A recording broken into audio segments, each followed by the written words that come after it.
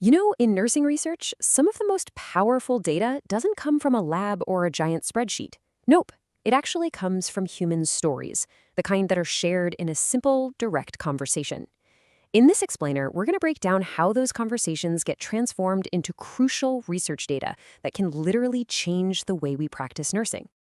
So that's the big question, right? How do we take something as personal and unique as a conversation and systematically turn it into structured, reliable data? How do we turn stories into science that can actually shape patient care? Well, that's exactly what we're going to tackle today. Okay, so before we get into the how, let's talk about the why.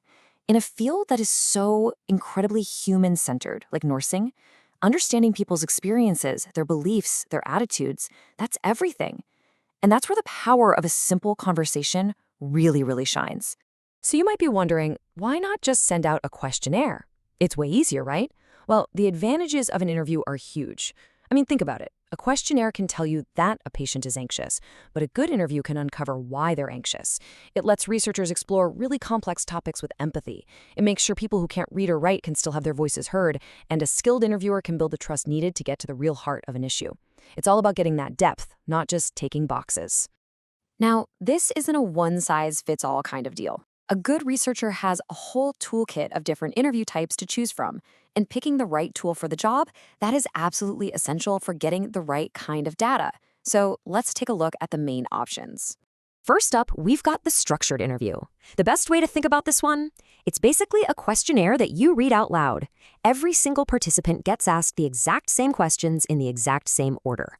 This high level of control is perfect for quantitative research, where you need to compare responses across a huge group to find those important statistical patterns.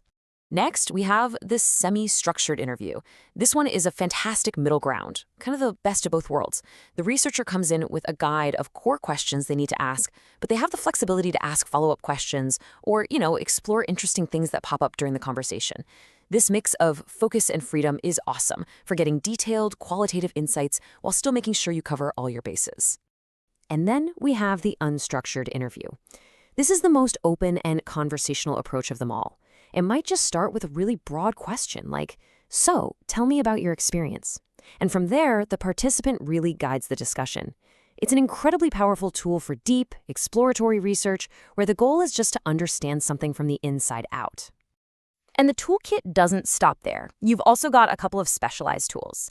There's the in-depth interview, which is a one-on-one deep dive perfect for really complex or sensitive topics. And then you have the focus group, which brings a small group of people together to see how their ideas and opinions bounce off each other. One's about individual depths, the other's all about group dynamics. This chart right here, it really lays it all out perfectly. Just look at the trade-off. As the flexibility goes up, from structured all the way to unstructured, the data you get shifts from quantitative to qualitative. The structured interview gives you hard numbers you can easily compare. The unstructured one, it gives you rich, unique stories. And the semi-structured offers a powerful mix of both. Your research question is what tells you which path to take. Okay, so the theory is great, but how do you actually conduct one of these things? To show you the level of detail that's required, we are going to build a blueprint for the most disciplined method of all, the structured interview. Because hey, if you can master this one, the principles will help you with all the others. A successful interview starts long before you ever hit the record button. It all begins with meticulous preparation. First, you develop your instrument. That's your list of questions, and you've got to know it inside and out. Then, you schedule the meeting at the participant's convenience, not your own, and you make sure you present yourself professionally. Every single one of these steps is about building a foundation of respect. Those first few moments, they are absolutely critical. You need to establish rapport right away with a friendly greeting. Then you clearly introduce yourself and explain what the research is all about. And most importantly, you have to get informed consent. This is not just a formality, folks. It is a foundational ethical requirement. All right, planning is done. Introductions are made. Now it is time to actually execute the interview itself. If there is one single thing you remember about conducting a structured interview, let it be this. Consistency is the golden rule. And why? Well, think about it. If you ask different people questions in different ways, you can't be sure if their answers are different because of what they actually think or because of your inconsistent method. Consistency is what makes the data reliable and comparable. This brings us to the real core of the process. That standardized delivery we just talked about, it's non-negotiable. Same questions, same order, every single time. You have to listen actively and give the person plenty of time to respond. Don't ever rush them. And crucially, you have to maintain neutrality. Your job is to collect the data, not to react to it. And this quote just captures the challenge perfectly. You have to strike this really delicate balance. Be friendly, be approachable, but at the same time, remain a completely neutral data collector. It's a professional skill, and it's what ensures the answers you get are genuine and totally unbiased. So how are you capturing all this data in the moment?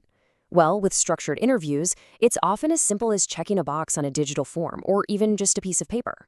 The goal is to have a system that is fast, accurate, and seamless, so you can keep your focus on the person in front of you, not on scrambling to take notes. And finally, how you end the interview matters just as much as how you begin. Don't just abruptly stop. You need to conclude it formally. Always give the participant a chance to ask you any questions they might have, and genuinely thank them for their time and their contribution. It's all about closing that loop respectfully. So, after looking at the why, the what, and the how of nursing interviews, what's the big takeaway from all this? It really all comes down to this. You've got to choose the right tool for the job. Whether you need the rigid precision of a structured interview for hard numbers, or the exploratory freedom of an unstructured one for deep stories, or that perfect balance of a semi-structured approach, the key is always matching your method to your research question. Precision and care are what turn a simple conversation into credible, high-quality data. And that brings us to our final question, and this one is for you. Now that you have the blueprint, think about your own practice, your own area of interest. What nursing question could you answer, not with a machine or a test, but with a simple conversation? What human experience is out there just waiting to be understood?